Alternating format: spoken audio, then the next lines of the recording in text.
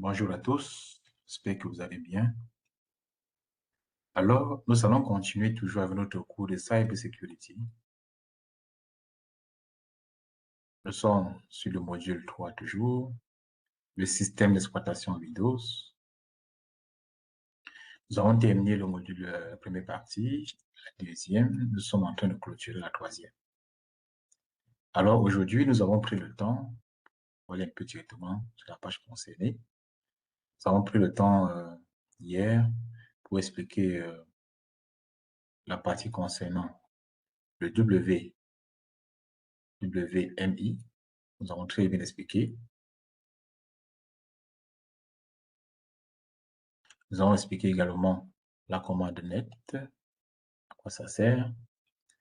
Nous avons également expliqué le gestionnaire de tâches et le moniteur de ressources. Alors aujourd'hui, nous allons continuer avec, nous avons terminé aussi avec la mise en réseau, j'allais oublier. Alors continuons maintenant avec la partie sur le NSLookup et la commande netstat. La commande netstat de Windows affiche tous les ports de communication ouverts. Ça, c'est très, très important pour un administrateur réseau. Voici mon ordinateur. Je sais que à travers ma carte réseau qui est ici, c'est ma carte réseau NIC, Network Interface Card. Ma carte réseau est connectée sur Internet. Ma carte réseau est connectée sur Internet.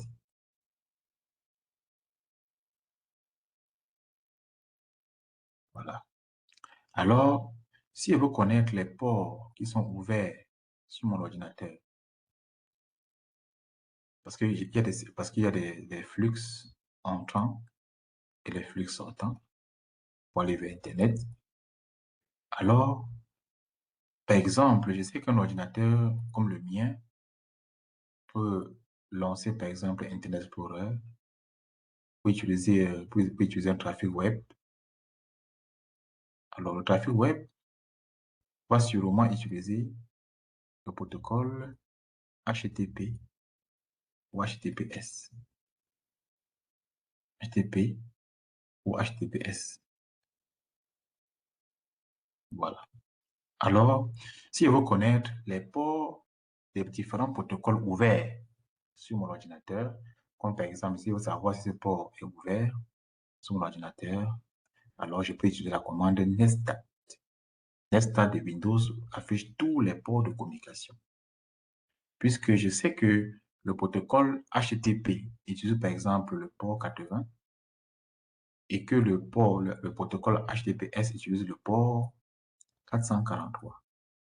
Alors, si je veux savoir, est-ce que le port 80 est ouvert sur mon ordinateur? Est-ce que le port 443 est ouvert sur mon ordinateur? Alors, la commande que je peux utiliser, c'est netstat. Vous voyez là? Netstat, on peut taper netstat, là. Alors, sur un ordinateur, il peut également afficher des processus logiciels associés au port.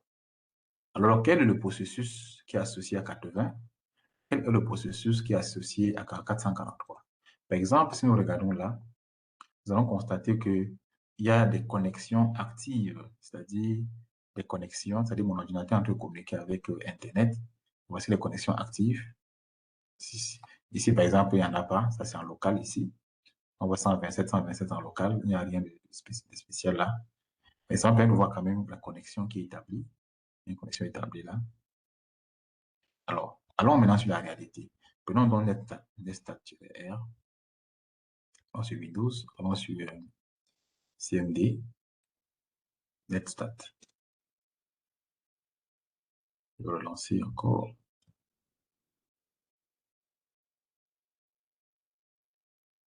Bien. Alors, on peut dire netstat. Netstat. Pour afficher la connexion active, on peut taper netstat. C'est vrai que je ne suis pas en mode administrateur, mais au fur et à mesure, mon ordinateur m'affiche dans les différentes connexions qui sont en cours d'exécution actuellement et qui ont établi une connexion avec mon ordinateur. Voilà. L'adresse locale, c'est mon adresse de mon ordinateur. Alors, quand vous regardez, par exemple, ce que nous avons devant nous là, je vais vous expliquer un peu ça. Vous comprenez bien ce que ça veut dire. Je vais capturer un peu cet écran. Là, vous voyez, par exemple, pour un administrateur, pourquoi Netstat est important?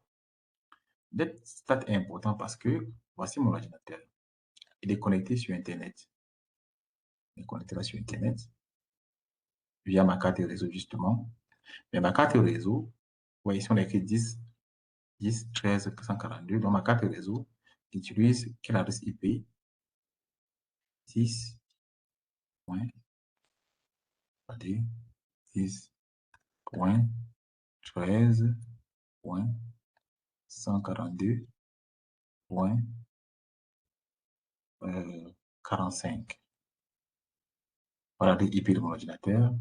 Maintenant, mon ordinateur est en train de communiquer avec un autre que je ne connais pas très bien, quelque part sur Internet.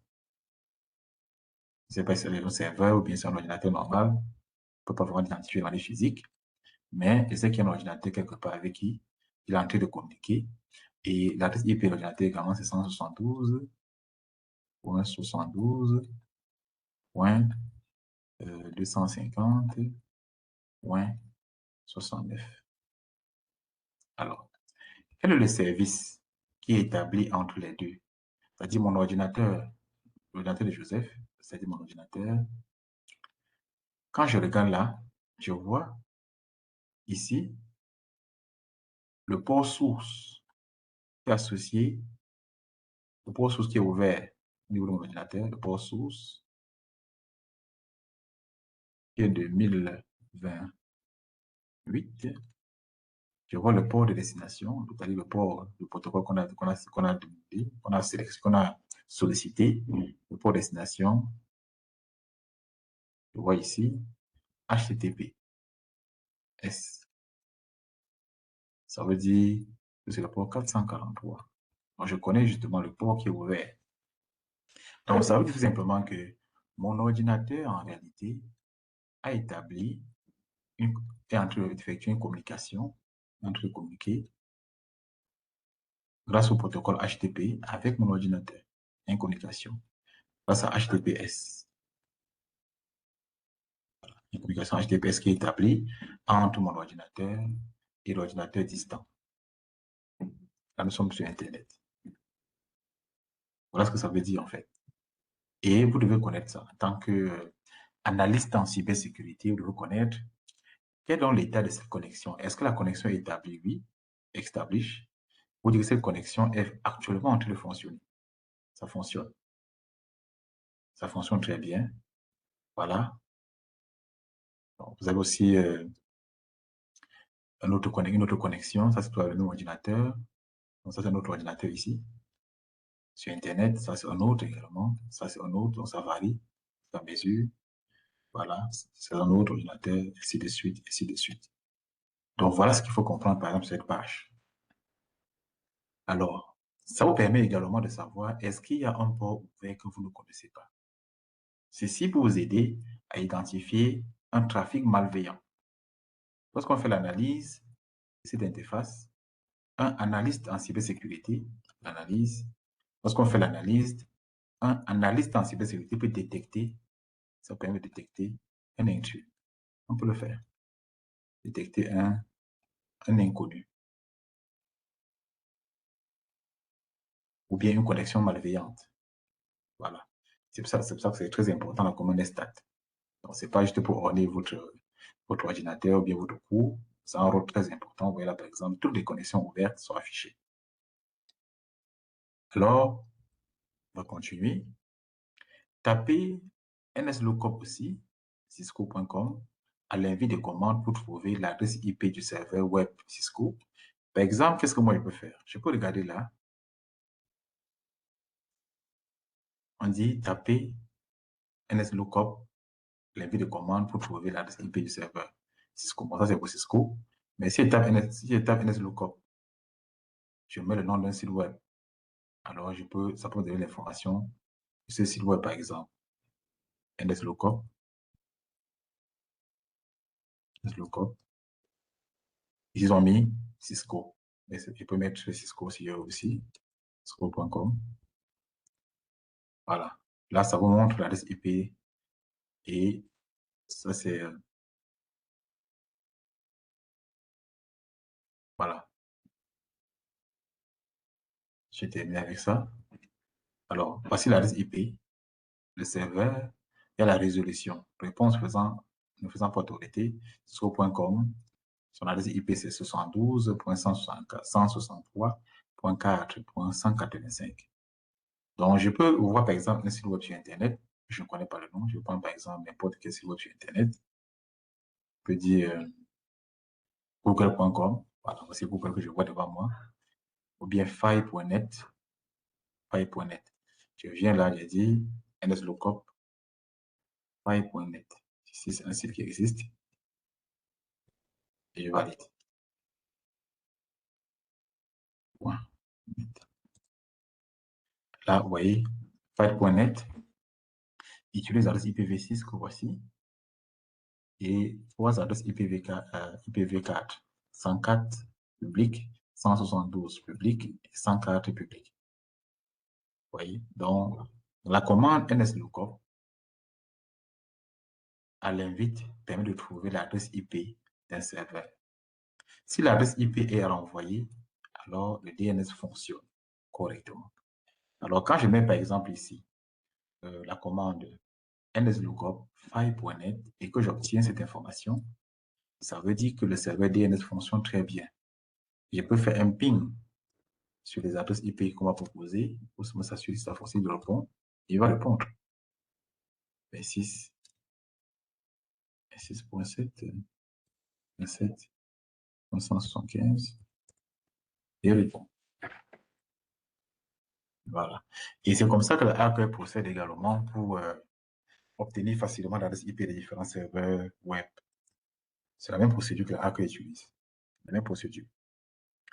Alors, tapez netstat à l'invite de commande pour afficher les détails des connexions réseau actives. Je pense que c'est déjà fait. Ça va combien de minutes déjà? 12 minutes, ça va très vite. Hein? En fait, je prends beaucoup de temps pour expliquer. C'est pour cela que le temps passe très vite.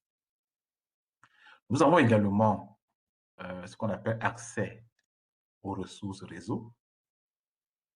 Dans Windows, vous devez le savoir, vous avez, si je prends mon ordinateur et que j'ai installé Windows à l'intérieur, Windows a un protocole qu'on appelle SMB. SMB est un protocole Windows. SMB qui est installé dans Windows. Dans Windows. Voilà. À quoi sert ce protocole? Le protocole SMB fonctionne en mode client-serveur. C'est très important. Est à utiliser pour partager les ressources réseau et accéder à des fichiers sur des autres distants. Donc, le protocole SMB est un protocole de partage, serveur message block, pour partager les ressources réseau et pour accéder à certains ordinateurs distants. Voilà. Alors, le format Universal Naming Convention vous permet de vous connecter aux ressources par exemple. Je prends un exemple. J'ai un ordinateur là. J'ai un serveur quelque part dans mon réseau local ici. Alors, mon protocole SMB qui est ici peut me donner accès. Parfois, on lance le navigateur. Si vous lancez votre navigateur Internet Explorer et que vous venez ici, dans la barre d'adresse, ici, la barre d'adresse ici, et que vous mettez le nom, par exemple, du serveur que vous voulez joindre, c'est-à-dire vous mettez //. Le serveur s'appelle, par exemple, HP. C'est un exemple que je prends, vous mettez ici HP, qui est le nom du serveur. Vous mettez / dossier partagé. Peut-être le dossier partagé s'appelle Cisco. Vous mettez donc Cisco, par exemple, que le dossier partagé. Voilà. Et on dit file. Il y a quel fichier que vous voulez joindre? Dans Cisco, il y a quel fichier? Peut-être texte 1. Mettez donc texte 1. C'est un exemple. Texte 1. .txt. Voilà. Donc, le protocole SMB joue deux rôles. Le premier rôle, c'est le partage des ressources en réseau et ça permet aussi d'accéder à distance. Pour accéder à distance à un ordinateur grâce au protocole SMB, vous devez respecter ce format, le format UNC. Ce format, selon la convention universelle, vous demande de mettre anti-slash deux fois le nom du serveur, le dossier partagé et le fichier dont vous voulez avoir accès. Alors, dans UNC, server name correspond au nom du serveur qui héberge la ressource. Je vais expliquer ici, par exemple, HP. Expliquer déjà. Chez name correspond à la racine du dossier dans le système du fichier sur l'autre système. Alors voici, la racine c'est Cisco. C'est ma Cisco qui a ça. Tandis que le file correspond à la ressource que recherche l'autre local. La ressource, ça peut être texte1.txt. Donc, c'est très, très facile. Pour avoir qu'on lançait souvent, vous lancez souvent ça, Internet Explorer. Quand on lance souvent ici Internet Explorer, je veux dire explorateur Windows, pardon. Quand je vous souvent l'explorateur Windows, comme celui-ci, l'explorateur Windows utilise le protocole SMB. Beaucoup de gens ne savent pas. Alors, ça vous permet d'avoir accès rapidement parce que je n'ai aucun réseau qui est connecté là, en local. Sinon, vous devez voir, par exemple, vous pouvez activer la réseau. Bon, il n'y a aucun réseau local, donc ça ne sert à rien. Voilà. Mais en réalité, lorsque ce réseau-là est connecté, il y a un réseau en local, je suis connecté à mon téléphone, si vous voulez envoyer rien là. Alors, ce protocole vous permet donc, SMB intervient là, quand vous ouvrez là, SMB intervient. SMB intervient dans explorateur Windows. Donc, ça, c'est l'explorateur Windows. Vous voyez, ça permet de partager les ressources. Je peux partager les ressources. Je peux copier mes ressources. Par exemple, je peux faire ça. Donc, on peut partager les ressources. Je peux prendre, par exemple, l'élément. Je peux prendre, par exemple, ce CNA qui est ici. Dans C. Je viens mettre ça dans le D. Le partage de ressources vient là, dans mon disque D. Je le mets dans le dossier AAA. Ici, par exemple. AAA. Voilà. Vous voyez que là, j'ai partagé. Voilà AAA. J'ai ajouté CCN à l'intérieur. C'est ce qu'on appelle le partage de ressources. Je peux encore récupérer ceci. Je le ramène pour mettre là dans KISS. Voilà. Ça permet de partager les ressources facilement. Voilà. Dans KISS. Dans KISS, vous voyez donc CCN est dans KISS. Donc, ça permet de partager facilement les ressources. Facilement. Accès aux ressources du réseau. Ça également, c'est notre élément. Alors, on va terminer par là. L'accès aux ressources, toujours. Pour l'accès au partage sur les ordinateurs distants, vous pouvez vous connecter à un autre distant et gérer cet ordinateur, comme s'il s'agissait d'une machine locale en vue de modifier la configuration, installer un logiciel ou de résoudre un problème. Donc ça, c'est très important. Dans un réseau local, si j'ai des ordinateurs qui sont connectés là, je peux décider d'accéder, d'établir une connexion comme ça, connexion bureau distant, connexion bureau à distance, connexion bureau à distance. Voilà. Alors pour cela, il faut, par exemple, si les deux sont dans le même réseau, 10.1.1.1.10/24, et que le dossier est dans 10.1.1.11/24, Si on a mis sur le réseau, par exemple, je peux donc décider d'utiliser ce qu'on appelle bureau à distance pour me connecter là-dessus. Un exemple, je peux dire, euh, tout à l'heure, on a tapé la commande nslookup. Nous avons vu ceci. Si vous me connectez à distance sur cette machine, je copie un peu son traitement. C'est 104.26.675. Supposons que je vais me connecter à distance là-dessus. Je vais venir, je vais dire bureau distant. Ça là, en tant qu'administrateur. Je vais essayer de me connecter sur un serveur distant qui n'est pas ici. Voilà. Alors, tout à l'heure, nous avons vu ici nous avons le site web, file, quoi là. C'était que c'est d'accord? Oui. Nous avons mis nslookup file.net. Alors, je peux me connecter à distance de cette machine avec le 104.26.675. 104. Je viens là, je mets 104.26.7. Donc, combien encore? 175. 104.26.7.175. Je vérifie encore. Voilà. Là, je veux me connecter à distance sur cette machine.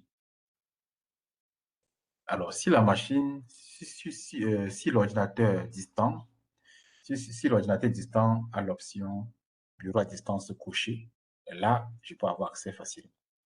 Mais si ce n'est pas coché, ça ne peut pas accepter la connexion. Je lance là, par exemple, ça recherche, ça cherche.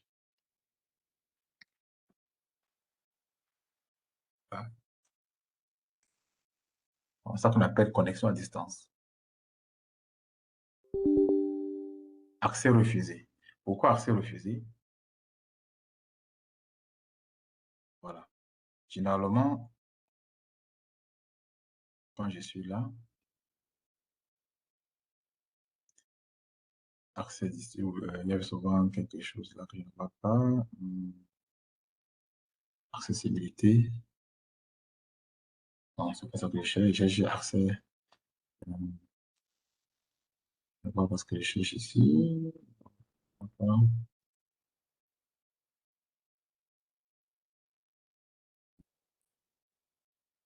Donc, que je cherche. Bureau à distance, c'est ça ici. Voilà. Bureau à distance. C'est ça que je cherchais. Alors, quand je prends le bureau à distance, ici, vous voyez que c'est désactivé. Là. Si vous activez là, ça va vous donner la possibilité à n'importe qui de se connecter sur votre ordinateur. Donc, pour les mesures de sécurité, Windows conseille de toujours désactiver cette option, bureau à distance. Connectez-vous à cet ordinateur et utilisez-le à partir d'un autre appareil à l'aide de l'application bureau à distance. Quand c'est désactivé, le hacker ne peut pas prendre votre machine à distance. Ce sont des petites notions, mais très, très importantes. Si ceci est désactivé, mais si vous l'activez, alors, tout à l'heure, vous avez constaté que j'ai lancé, quand je lance comme ça, l'ordinateur distant 104.26.7.175 refuse d'accepter ma connexion. Pourquoi? Parce que c'est désactivé. C'est désactivé ici. Dans cet ordinateur, la fonctionnalité bureau à distance est désactivée. Mais si elle était par hasard activée, alors directement, on va me demander le mot de passe. Donc, c'est très, très important. Parfois, nous négligeons notre ordinateur Windows, on ne comprend pas très bien les fonctionnalités de Windows et on s'expose aux attaques. Cette négligence que vous voyez là peut permettre à n'importe quel attaquant ou à n'importe quel hacker de prendre votre machine à distance. Donc, il faut toujours le désactiver. Toujours. Je pense qu'on a bien compris cette page. Donc, ce coût de Windows n'est pas un coût qu'il faut négliger, mais ça nous donne les informations nécessaires pour pouvoir lutter un peu contre les hackers, ou bien contre les actes malveillants que nous-mêmes nous pouvons poser. Alors, on va clôturer la troisième partie avec Windows, Server Windows. Windows Server, une autre édition de Windows, est principalement utilisée dans les data centers. Ça, nous savons déjà. Windows Server, est une application, un système d'exploitation, pardon, qui est beaucoup plus sollicité dans les data centers, comme ici. data center d'Orange, de MTN. Là. Voilà. Cette famille de produits Microsoft commence à partir de Windows Server 2003. Toute la version la plus intéressante, c'était Windows Server 2003. Windows Server qui héberge de nombreux services. Quand on voit par exemple ce serveur Windows qui est là, ça héberge énormément de services. Énormément. Des services web, des services de messagerie, des services de transfert, énormément de services. Ça on dit Windows Server qui héberge de nombreux services est utilisé à différentes fins dans une entreprise. Une entreprise peut utiliser Windows Server juste pour activer le service HTTPS. Donc, ça dépend de chaque entreprise. Une autre entreprise l'utilise pour activer plutôt le protocole SMTP, pour la messagerie, SMTP, POP et IMAP pour gérer sa messagerie. Et l'autre pour l'utiliser plutôt pour le transfert des fichiers FTP. Voilà. Donc, chacun sait comment il utilise, quel est le service dont il a besoin. Voici quelques-uns des services que Windows Server fournit. Le service réseau, je peux activer le DNS en fonction de mes besoins, le DHCP en fonction de mes besoins, le terminal service en fonction de mes besoins, le contrôle de réseau, la virtualisation du réseau avec Hyper-V en fonction de mes besoins, Hyper-V pour la virtualisation bien sûr, le service des fichiers, je peux l'activer aussi, SMB qu'on vient de voir, NFS, le DFS pour le partage des fichiers, ou encore le service web, FTP pour le transfert des fichiers chez un hébergeur, HTTP, que vous connaissez très bien, HTTPS, et enfin la gestion. Politique de groupe, pour créer le groupe d'utilisateurs, le contrôle des services avec Active Directory. Voilà. Donc, on peut créer un domaine Active Directory avec Windows Server 2016, ainsi de suite. Il y a plusieurs versions de Windows Server. Vous pouvez taper sur Internet. Voilà. Il y a Windows Server 2016. Je crois qu'il y a aussi 2018. On va voir un peu les ici devant. Les versions de Windows Server. La version, pour avoir plus d'informations, de Windows Server. Voilà. On dit Windows Server 2025, sorti en 2024. Donc, ça veut dire qu'il y a une version un peu plus récente, sortie en 2024. Il s'agit de la dernière version majeure qui comporte des mises à jour majeures en matière d'hybridation avec le cloud, de sécurité et de performance. À part ça, il y avait Windows 2002, 2022, sorti avec Windows 11 au même moment. Il y a Windows 2019, Windows 2016, comme nous venons de voir.